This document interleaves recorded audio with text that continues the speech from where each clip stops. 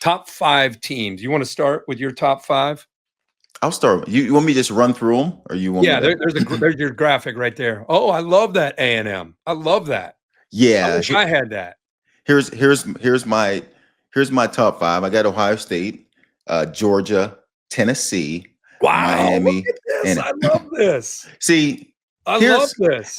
see, it's great when you get to do your own. And it Yeah, is like I don't have to play by anybody's rules. this I is don't have yours. to go committee.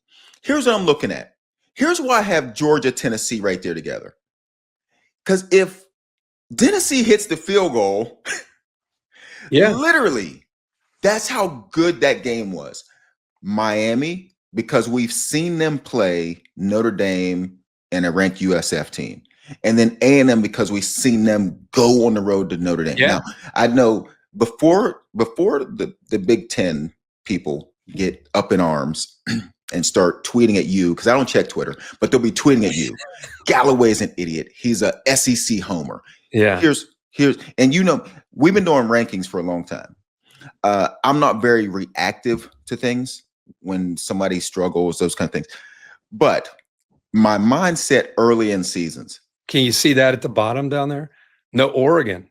yes, there we go. Let me see. Oregon has played Montana State, Oklahoma State, and Northwestern. When I seen Yeah. when I seen the initials for Montana State on their schedule, I had to go look up and find out who that team was. They've looked amazing. They haven't played anybody. In 2 weeks, they have Penn State. Yeah. Whiteout. Then they win that. Yeah. Then at least we'll know what we're looking at. Up until then, hey, Penn State's looked really good. But who have they played? Yeah. So my mindset is I've seen these 5 teams play somebody. That's fair. That's and fair. now I got something to go off of. Yeah, I'm impressed you got Tennessee up there coming off of a loss, still at 3. I appreciate that. In the AP, they went in last week at 15. I was curious to see what the AP would do with them after that loss. They ended up staying at 15. So they didn't go up, Well, they didn't good. go down. Yeah. It makes sense. Yeah. Yeah. All right. So I love yours. I love your A&M going into Notre Dame. I wish I would have thought of A&M. In the AP, A&M is at 10. And I love that you have them up there at 5. Now, my top 5, I have a combination of teams that have done some things and teams that have potential to do some things. Like I look at LSU, and maybe it's because I saw them in person when they played Clemson. Yep. I saw their defense, and I just thought Blake Baker, I think, is one of the top defensive coordinators in the country. And they made some intentional adjustments to their defensive front, especially on the ends and in the secondary, especially at corner. And I think we've been talking, I think it's one of the big stories in the sport after the first 3 weeks is how good their defense is. They had 5 picks last week. Some of that was Lagway. Some of that is really good LSU defense. So I got them at 1. I got Penn State. A lot of that is on potential. A lot of that is what I thought of them in the preseason. And they really haven't done anything to make me think that they don't deserve to be up there at 1 or 2.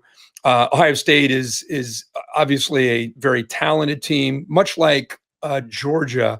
I feel like it's a new wave of Buckeyes, especially on the defensive side of the ball.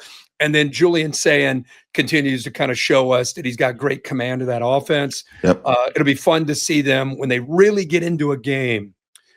I don't feel like they have a back at this point that is shown to be a J.K. Dobbins, a Trevion Henderson, a Quinshon Junkins, like that guy that if you pay too much attention to Jeremiah Smith, they're going to make you pay for it with not just 8 yards, 7 yards, but like 80 yards. They've had that in the backfield over the last, whatever it's been, 5, 6, 7 years. And I'm not saying they don't have it. We just haven't seen it yet.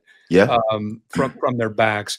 Miami, much like you, I think they've done enough. Carson Beck seems to have, he's smiling. Last year, it just looked like a guy that the weight of the world was on. He looked miserable. He looked miserable last year. Like, I'm good. If I don't ever play football again, I'm good. I don't know that, but it just, I know from meeting with him, that some of this way some of the Georgia fans handled him, he didn't care for. It hurt his heart. It hurt him personally. He told me a story about when they lost to Alabama last year in Tuscaloosa, his own fan base, yelling stuff around his parents, and it took a toll. So sometimes, and by the way, that doesn't mean Georgia has bad fans. It just means, as every fan base has, people can be toxic and impact players. And I think he needed a new start. And I think it's up to this point, it's been fantastic. Good for him and good for Miami. He's been really good. Yeah. Really good. And speaking of fans, you're going to get it. You're going to get it. Number three. Number three right there. Here's the thing. Here's the craziness. I'm going to get it for you because this isn't my final rankings. This is week 3. Hey, listen. You've lived here before. This is a kick in the nuts to fans. Like, it is like you took their nuts and just kicked them when you do this. And honestly, when I leave my house today, I can promise you somebody is going to say to me, why does he hate the Buckeyes? Why does he hate us? And I'm like, it's not that. It's not a personal event here. I love Listen, hey man, while the Texas and Ohio State game was happening, I'm getting text messages from people like, we better be number 1. How dare that? And I'm like, people, it's week 1. It's week 3 now. Isn't last year remind all fans about Ohio State was down and out, right? I mean, they lost a couple games. They lost to Michigan. They didn't go to the Big Ten. But with 12 teams now, the beauty is you get a chance to not get into a subjective debate. You get a chance to do it on the field. They won 4 straight when many of the same people that are frustrated with you wanted Ryan Day fired. Like those same people wanted him fired. And the team went on the field and went Tennessee and Oregon and Texas and Notre Dame and won it all. So if you're 3 or 7 or 9 or 10, great. fans will look at it like that. They act like there is an actual trophy that is handed out on a weekly basis. So that if you don't have them at number 1, then you clearly But if we're going by who we love, I would put Ohio State at number 1 every week.